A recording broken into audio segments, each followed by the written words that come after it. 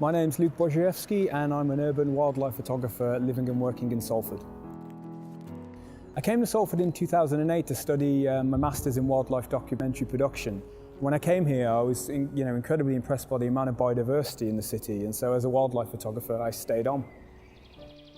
Not many people realise Salford is actually 60% green space. When people look at Salford, they tend to associate it with the Industrial Revolution, and of course that's an important part of its history. But what many people don't realise is the amount of biodiversity you can find in this post-industrial landscape. As an urban wildlife photographer, I've been working here about 6-7 years along the River Irwell. We have an incredible amount of biodiversity. The most unusual bit of wildlife I found in Salford has got to be the pink grasshopper I found this summer on a brownfield site. Salford has a great amount of brownfield sites, and all of them are fantastic resources for the biodiversity here. Brownfield sites are essentially forms of derelict land, much like the land that we're surrounded by today. It's usually a place where a building once stood and has since then been demolished and has been left, and nature has taken it back as its own. And the amount of things you can find in brownfield sites are incredible.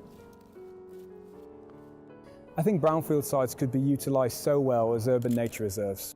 We tend to have a lot of buddleia that grow here, which is often known as the butterfly plant. And in the summer, you can see 10, 15, sometimes 20 different species of butterfly all on the same plant. The reason why brownfield sites are so good for insects as well is because they're so disconnected, they're so isolated, the species usually, and so the insect life can really thrive.